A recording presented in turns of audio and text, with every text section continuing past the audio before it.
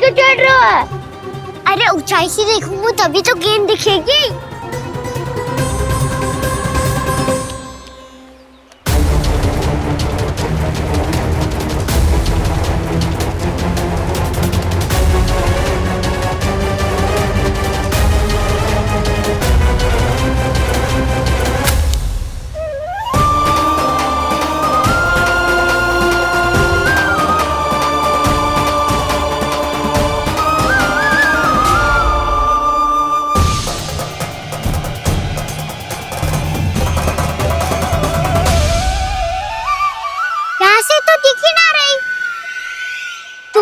वहीं से फेंकी थी ना? ना वहाँ से फेंकी थी। कहाँ से? नहीं कहा ना वहाँ से। समझ ना आ रहा, ठीक बताना कहाँ से फेंकी थी?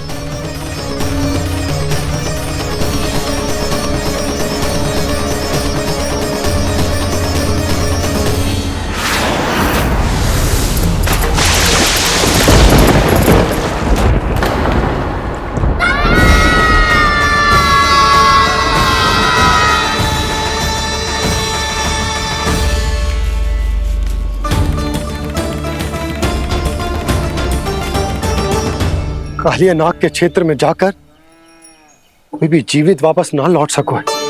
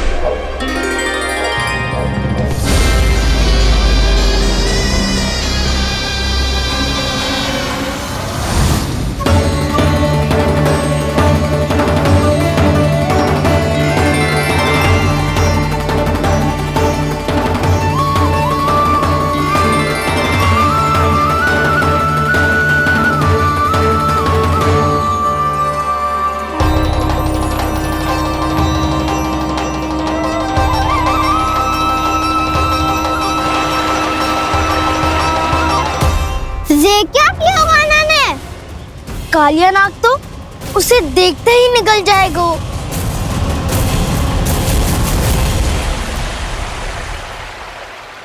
तो आरंभ से अब तक सब कुछ उसकी लीला का ही भाग था।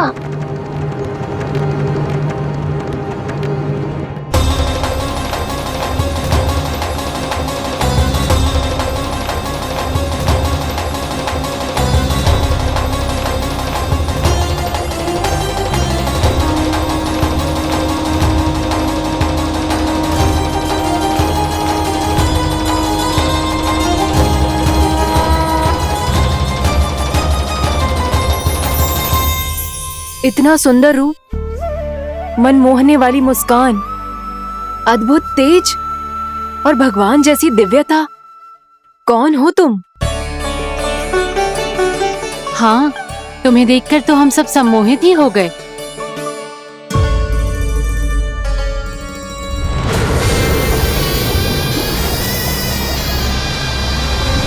तुम जो भी हो बालक, वापस लौट जाओ।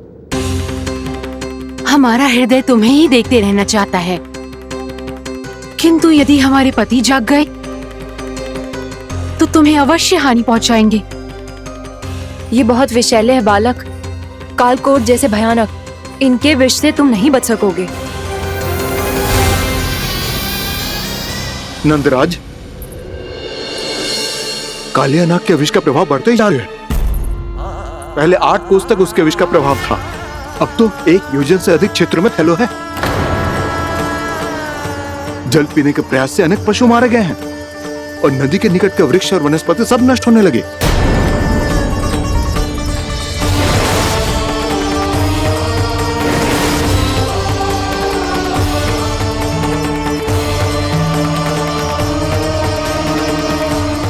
इनके विष की तीव्रता इतनी अधिक है बालक कि इनके संपर्क में आने वाले को तड़पने का भी अवसर नहीं मिलता।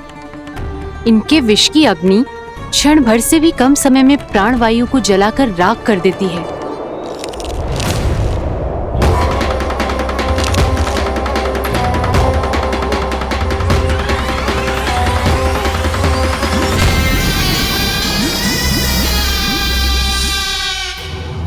तब तो समस्या और भी गंभीर हो जाएगी। मैंने तो सुनो है कि कालिया नाग कम से कम 2 योजन लंबा है, सैकड़ों फन है उसके।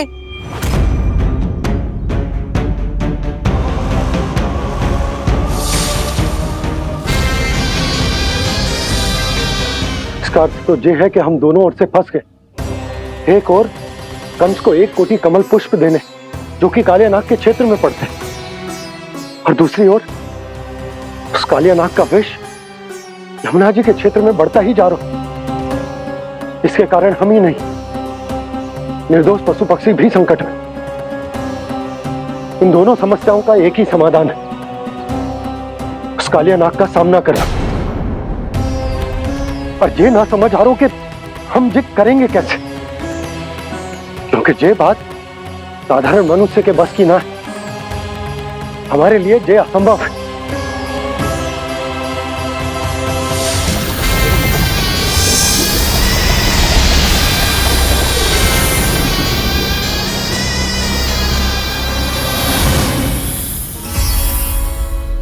अब तो तुमने अपनी आंखों से भी देख लिया बालक, ये कितने विषैले हैं।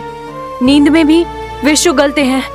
इससे पहले कि तुम्हें कुछ हो जाए, चले जाओ यहाँ से, मान लो हमारी बात।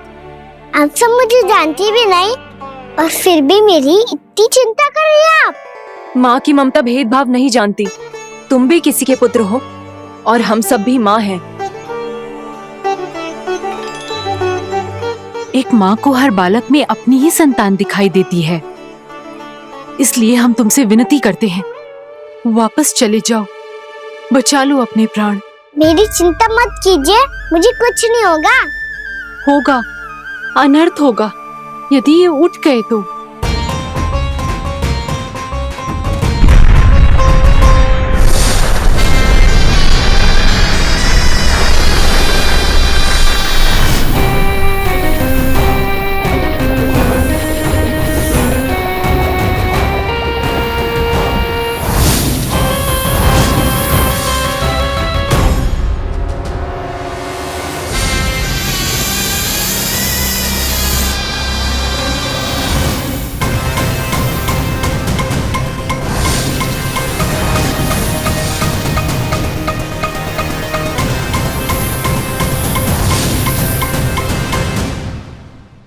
सामने होते हुए भी अपने इश्क को केवल वही देख सकता है जो अपना अभिमान त्याग चुका हो। पर पूर्व जन्म में मेरा भक्त होने के नाते मेरा सत्य स्वरूप देख पाने में मुझे इसकी सहायता करनी चाहिए।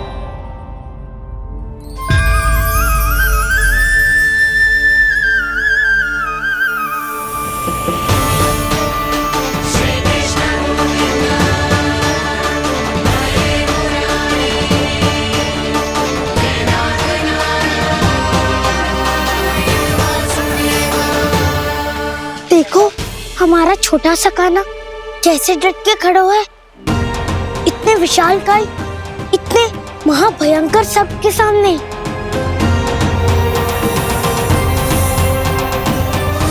ये कोई भगवान नहीं है जो इसके सामने हाथ जोड़ रही हो तुम सब।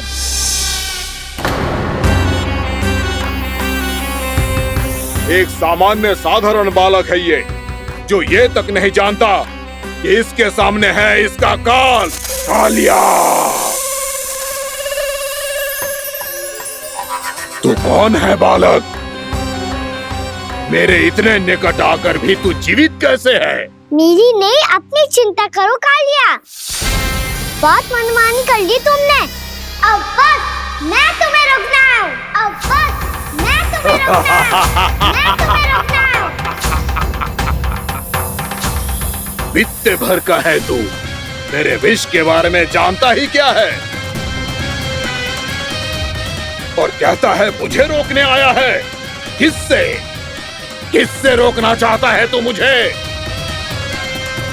मुझे क्रोध दिलाने की भूल मत कर बालक। अपनी फुंकार से ही तेरी इस मुस्कुराहट को अंतिम मुस्कुराहट बना सकता हूं मैं। शीघ्र बता, कौन है तू और किसने भेजा है तुझे? तुम्हें आवाज भी है कि अपनी पुकारों से तुम कितना विष भूल चुके हो। पवित्र यमुना नदी को कितना दूषित कर दिया तुमने। और यही नहीं, तुम्हारे कारण निकट के जीव जंतुओं, वृक्ष, वनस्पतियों सबको हानि पहुंच रही है। तो क्या? मुझे उससे क्या? मुझे है आपत्ति है मुझे तुम्हारी इस व्यवहार से, और इसीलिए तुम्हें यहाँ से जाना होगा।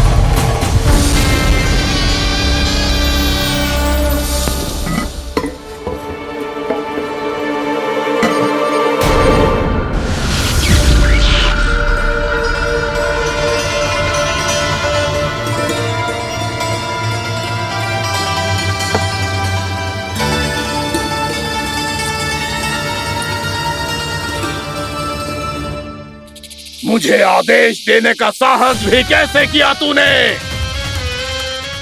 इस क्षेत्र को मैंने अपना राज्य बनाया है। मेरा परिवार रहता है यहाँ, और तू मुझे यहाँ से जाने के लिए कह रहा है? हाँ, क्योंकि तुम्हारे यहाँ रहने के कारण अन्य जीवों को हानि हो रही है, और मैं ऐसा नहीं होने दे सकता। मैं तो बस वही कर रहा हूँ जो एक सर्प का स्वभाव है। विष फैलाना स्वाभाविक है मेरे लिए। इसलिए मुझे चुनौती मत दे बालक। चुनौती तो मैं दे चुका हूँ कालिया। अब तो बस तुम्हें स्वीकार करनी है।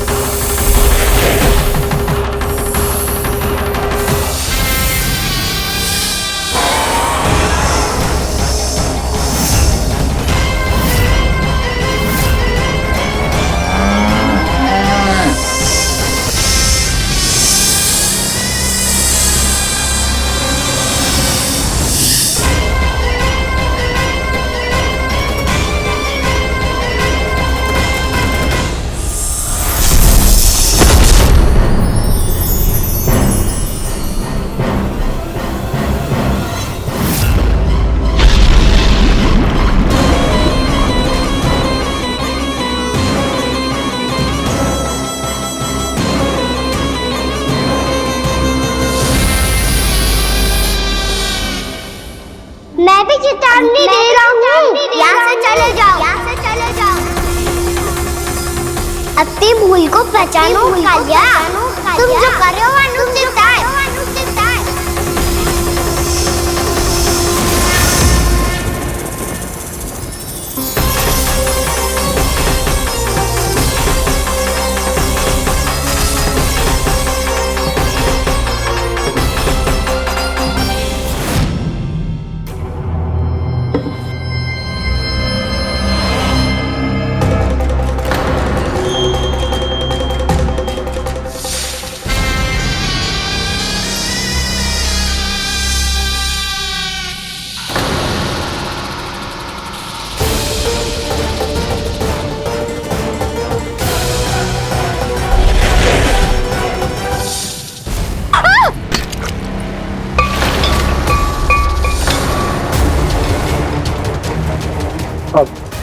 मैं आता हूं।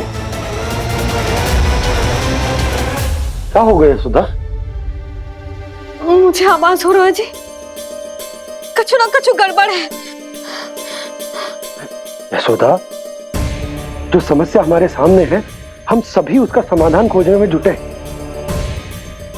तुम विश्वास करो, मैं कोई ना कोई समाधान अवश्य ढूंढ लूंगा। हम कैसे भी करके वो कमल के पुष्प उस कंस तक पहुंचा देंगे। नाना, समस्या उससे कहीं अधिक है, उससे कहीं अधिक बड़ी, उससे कहीं अधिक भयानक है।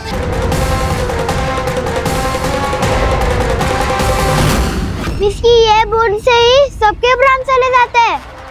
इसने तो विस्की धारियां फेंकी है खाना पे। कान्हा कैसे बच्चे को अधिक विष से? इसका विष तो क्या, ये सर स्वयं भी छू तक नहीं पाएगा हमारे कान्हा को।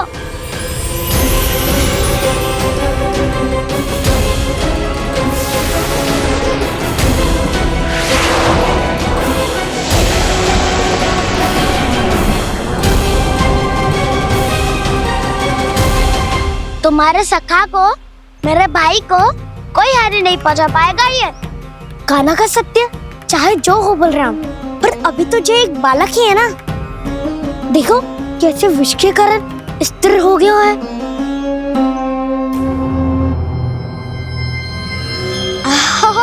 हाउ सर्फ ने कितनी आसानी से अपनी पूंछ से बांध लिया है। मुझे यहाँ से भगाना चाहता था ना तू? अब मैं तुझे दिखाऊंगा अपना सामर्थ्य। ये मूर्ख किसे बांधना चाहता है अपनी पूंछ में? उन्हें जिनका विस्तार सारे ब्रह्मांड में है, या उन्हें जो स्वयं अनंत है?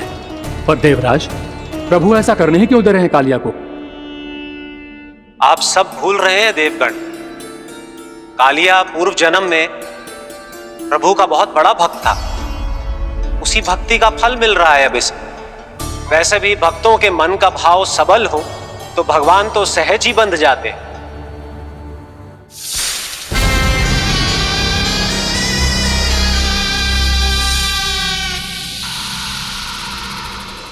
बलराम, तुमने ही तो कही थी कान्हा को कछु ना होगो।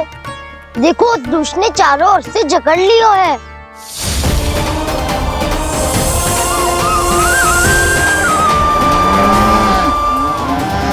ये क्या कह रही हो तुम?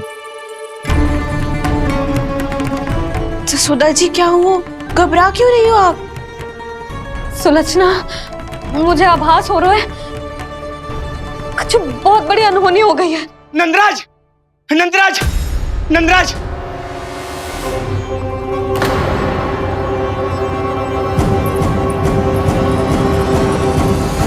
नंदराज, कान्हा ने जमना नदी में छलांग लगा दी है। कान्हा ने जमना नदी में छलांग लगा दी है। कान्हा ने जमना नदी में छलांग लगा दी है। कान्हा जमना में कूद गया है। मुझे लगा था आज कछु गड़बड़ होने वाली है। मुझे आज कान्हा को ना जाने देना चाहिए था।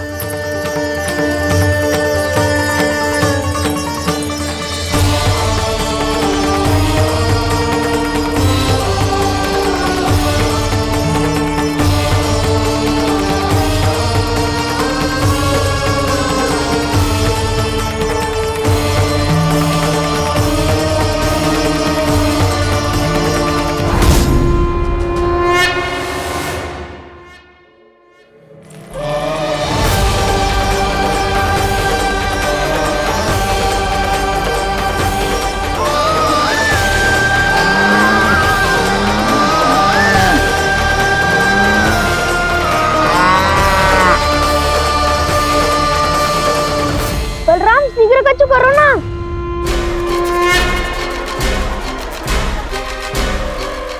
कछु भी करो पर कान्हा को बचाओ। नाग बहुत भयंकर है। कान्हा अकेले ना संभाल पाएगा इसे।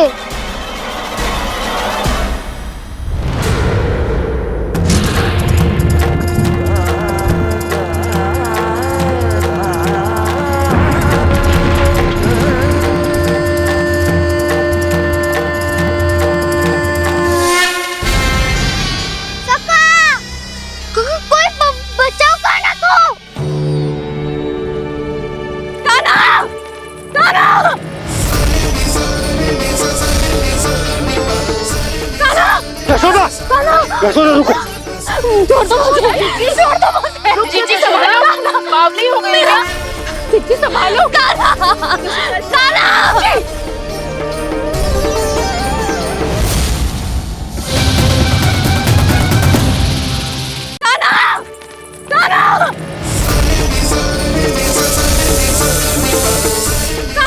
यशोदा, यशोदा रुको। छोड़ दो मुझे, छोड़ दो मुझे। जीजी संभालो, बावली हो गई क्या? जीजी संभालो। कान्हा, कान्हा। देखो अब कैसे तुम्हारे अस्थियों को तोड़कर छोटे छोटे टुकड़ों में बदल दूंगा मैं।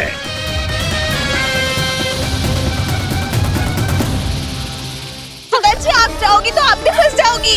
अपने लल्ला के लिए मैं किसी भी संकट का सामना करने के लिए तैयार हूँ। छोड़ो ना यशोदा, हमें कोई और उपाय खोजना पड़ेगा। कोई और उपाय? आप देख ना रही मेरा कान्हा किस दशा में है। कान्हा मैया के वश में नहीं है, नहीं तो ये अपने लल्ला के लिए साक्षात काल का भी सामना कर ले। ये तो केवल कालिया नाग है। हे नागराज, आप मेरे प्राण ले लो पर कान्हा को छोड़ दो।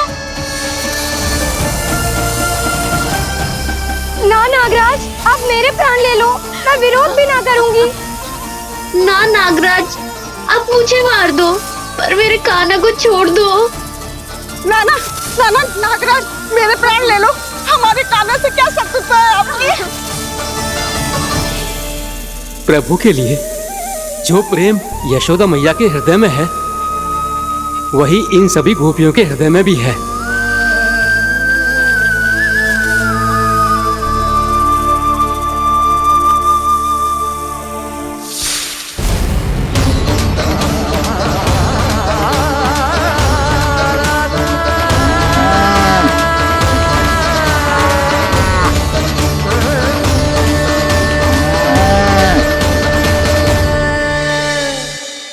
यशोदा, यशोदा,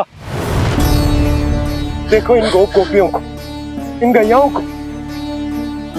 इन सब के मन में भी तुम्हारी भांति ही ममता भरी हुई। वो सब भी कान्हा से उतना ही प्रेम और स्नेह करती है, उतनी ही ममता से भरी हुई है जितनी कि तुम।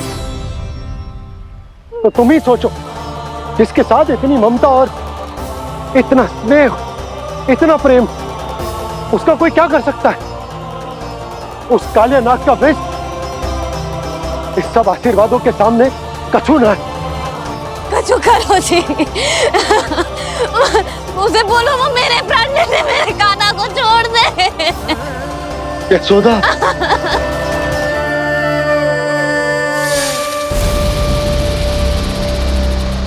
केवल इन्हीं में नहीं देवराज, नाग पत्नियों के हृदय में भी ममता का वही प्रेम उमड़ रहा है। देखिए। मैं आपके हाथ जोड़ती हूँ स्वामी, इस बालक को छोड़ दीजिए। ये अवश्य ही कोई दिव्य आत्मा है स्वामी। हम आपसे विनती करते हैं स्वामी, इस नन्हे बालक को हानि मत पहुंचाइए स्वामी। मेरी पत्नियां मेरे ही शत्रु के लिए विनती कर रही हैं। अब यदि इसके पक्ष में एक शब्द भी कहा तुम सबने, तो मैं इस बालक से पहले तुम सबके प्राण ले लूंगा। हो रहा प्रसन्न नाग कालिया, विजय को निश्चित जान। रोते बिलखते व्याकुल सब, संकट में देख कान्हा के प्राण।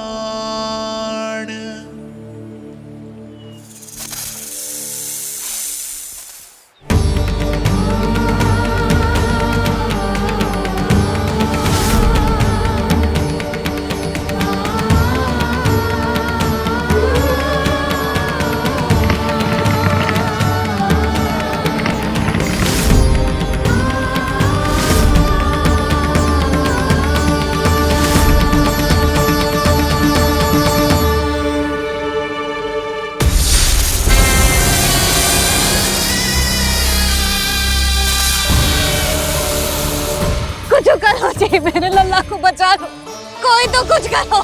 जीजी संभालो जीजी ना। यशोदा, यशोदा तुम शांत हो जाओ, मैं कान्हा को वापस लेकर आऊंगा, मैं रक्षा करूंगा उसकी। ना नंदराज, नंदराज नहीं, कम से कम आप तो समझो नंदराज, कालिया के पास आप जाओगे तो आप भी फंस जाओगे।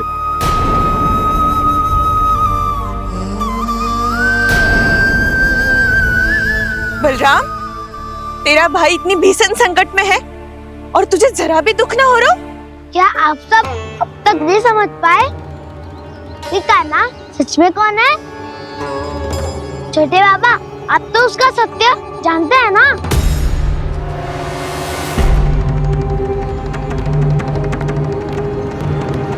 मानता हूँ कि आप सब कान्हा के रहस्य के बारे में नहीं जानते, पर क्या उसके जन्म से आज तक घटी एक से बढ़कर एक विचित्र घटनाओं को भी भूल गए हैं आप सब? भूल गए हैं कि कैसी पूतना जैसी राक्षसी उसका कुछ बिगाड़ नहीं पाई, कैसे तरनावती जैसा भयानक राक्षस उसे एक खरोच भी नहीं दे पाया था।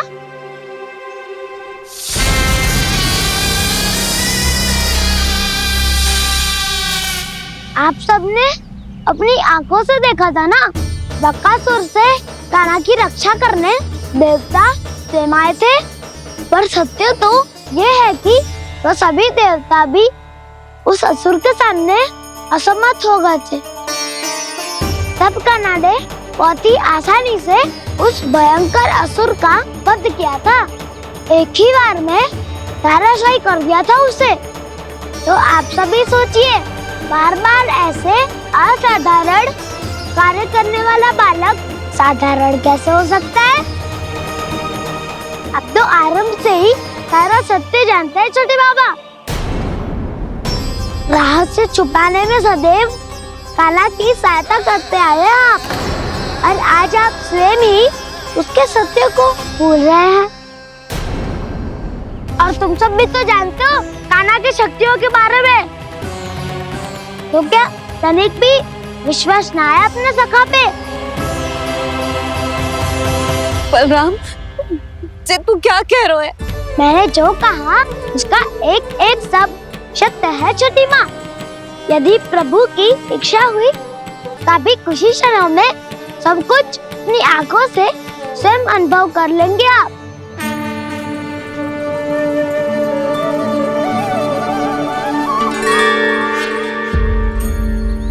शांताकारं भुजगशयनं पद्मनाभं सुरेशं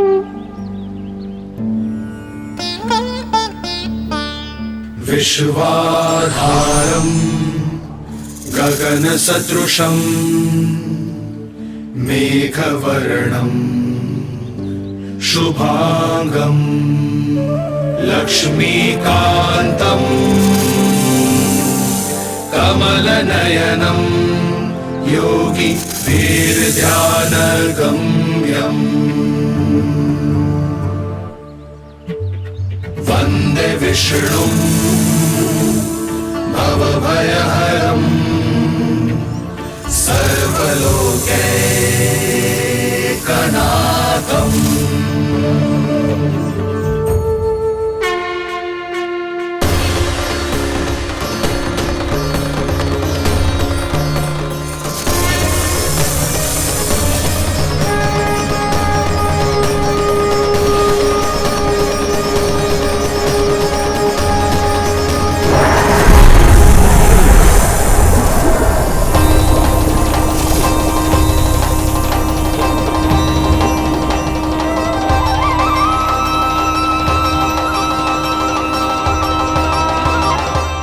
तुझे क्या लगता है बालक कि तू मेरी जगत से निकल गया तो अब बच जाएगा तू?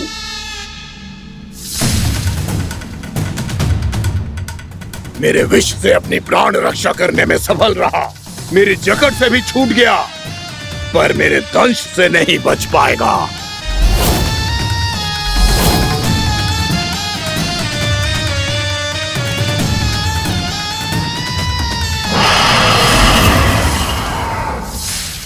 अब भय से भाग रहा है, पर मैं तुझे मृत्यु देकर रहूंगा।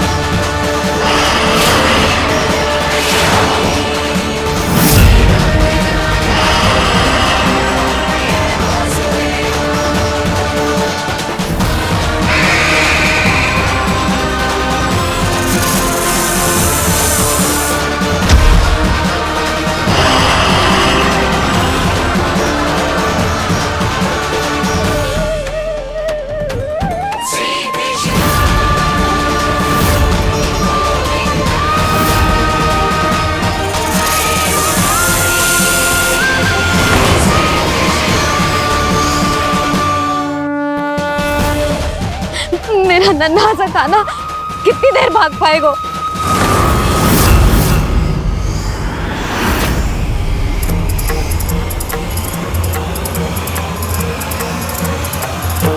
और कितनी प्रतीक्षा करोगे मेरी भक्त कालिया? भक्त नहीं, काल हूँ मैं तेरा।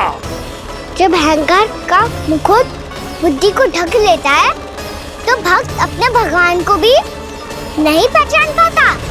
व्यर्थ की पहेली में मत उलझा बालक। ना मैं भक्त हूँ और ना तू भगवान।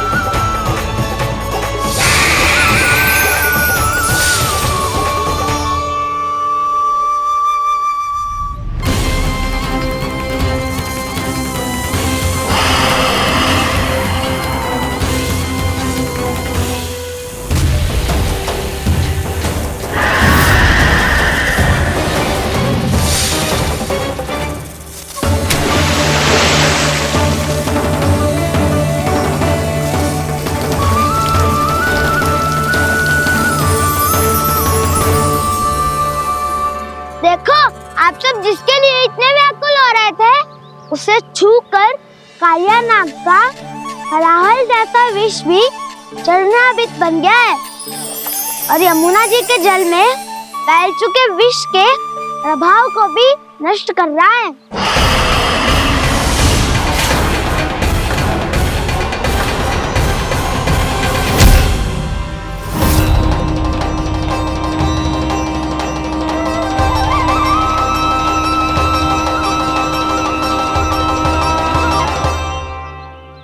धर्म रक्षक अधर्म विनाशक प्रभु श्री कृष्ण का कौशल सचमुच अद्वितीय है। नारायण नारायण।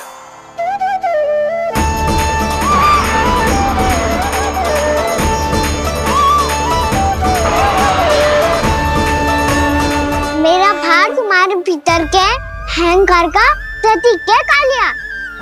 अब तुम्हारा अहंकार, तुम्हारा अनपान मेरे पाँव के नीचे है और तुम्हारी पूंछ अर्थात तुम्हारे प्राण मेरे हाथ में। क्या करोगे भक्त?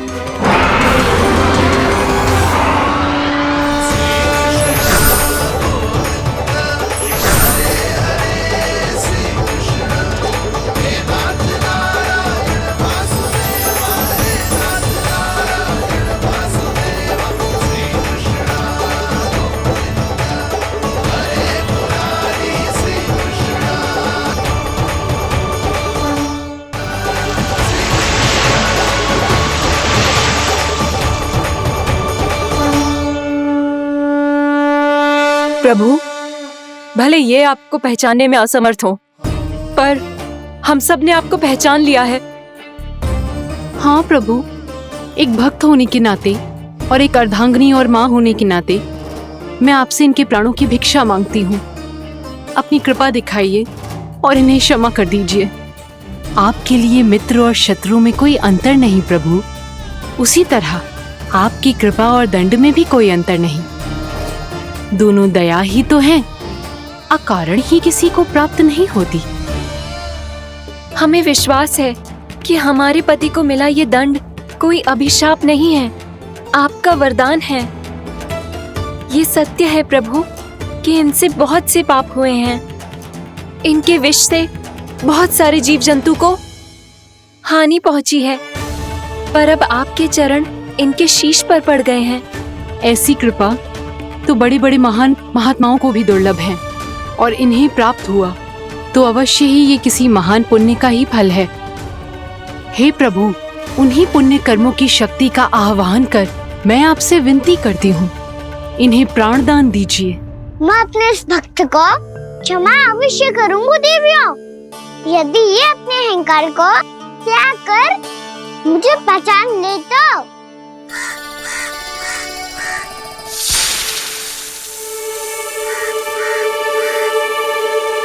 मैं तुम्हें श्राप देता हूँ, जितनी विषैली तुम्हारी जिह्वा है उतने ही विषैले सर्प बन जाओ तुम।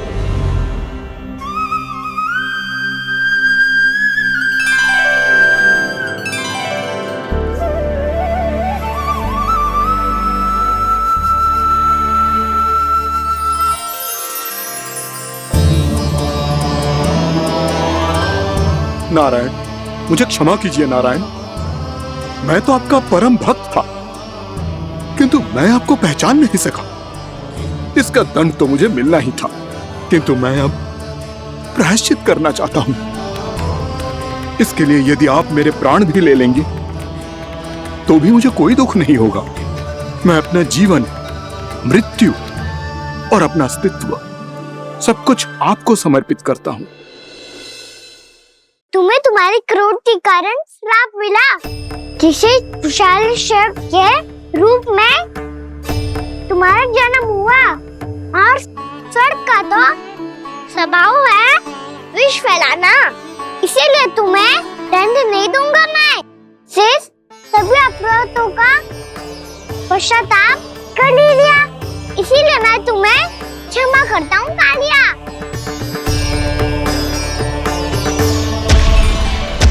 पर तुम्हें यहाँ से दूर समुद्र के बीच जाकर रहना होगा, जहाँ किसी निर्दोष का जीवन तुम्हारे विष से प्रभावित ना हो। मैं चाहकर भी आपकी इस आज्ञा का पालन नहीं कर सकता। मैं असमर्थ हूँ प्रभु, क्योंकि यदि मैं इस क्षेत्र को छोड़कर गया तो मेरी मृत्यु निश्चित है। आपसे क्या छुपा है प्रभु? आप तो जानते हैं कि सर्प जाति और आपके वाहन गरुड़ के बीच अनंत शत्रुता चल रही है, जिसका प्रारंभ नागों के द्वीप नागालय से हुआ था।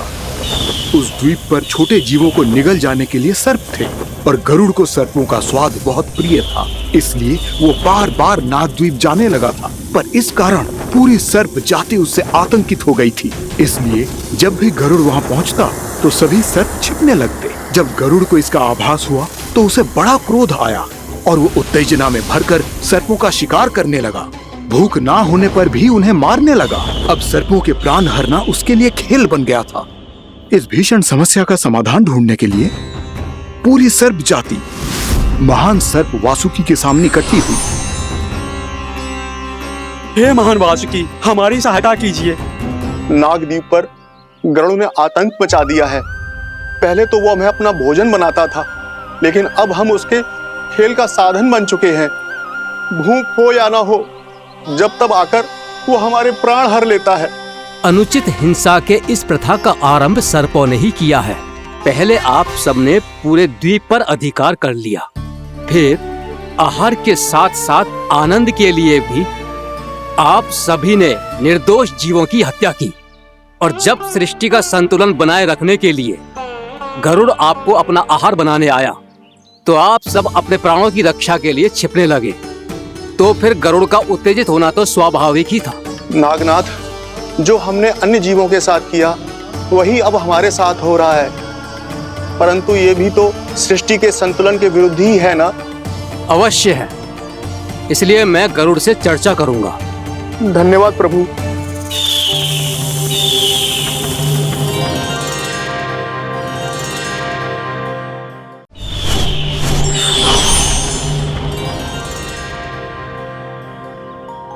श्री नारायण के वाहन पक्षीराज गरुड़, मैं संपूर्ण सर्प जाति की ओर से आपसे एक निवेदन करने आया हूँ। कहिए, क्या कहना चाहते हैं आप? हे पक्षीराज, यदि आप हम पर ऐसे ही आक्रमण करते रहे तो शीघ्र ही हमारी प्रजाति समाप्त हो जाएगी। इसीलिए हमारी आपसे विनती है, यदि आप उचित समझें तो सर्पों के किसी एक घर से हम आपको एक सर्प प्रतिदिन अर्पित करेंगे। आप उसको आहार बनाइए और अन्य सर्पों को जीवित रहने का अधिकार दीजिए। मुझे स्वीकार है। तब से प्रति